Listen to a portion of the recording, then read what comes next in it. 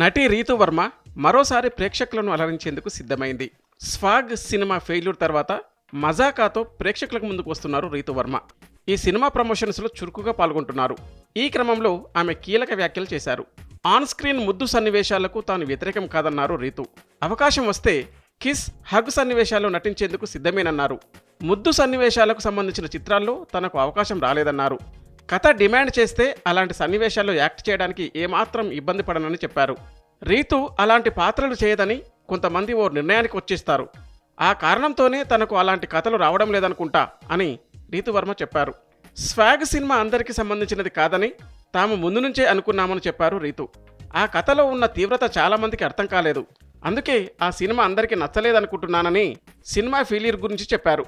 అయినా పర్వాలేదు, ఎందుకంటే మనం నటించే అన్ని సినిమాలు ప్రేక్షకులు ఆదరించాలని లేదు కదా. ఒక నటిగా ఆ సినిమా చేసినందుకు తాను మాత్రం సంతృప్తిగానే ఉన్నానని చెప్పారు రీతు. పెళ్లి చూపులు మూవీ తనకు ప్రత్యేకమైనదని చెప్పుకొచ్చారు రీతు వర్మ.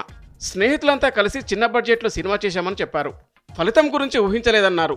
ఒక మంచి సినిమా చేస్తున్నామనే నమ్మకంతో దానిని పూర్తి చేశాం. రిలీజ్ అయ్యాక అది తమ అందరి జీవితాలను మార్చేసిందని రీతు చెప్పారు. పెళ్లి చూపులు 2 కూడా తరుణ్ భాస్కర్ తెరకెక్కిస్తే బాగుంటుందని చెప్పారు రీతు.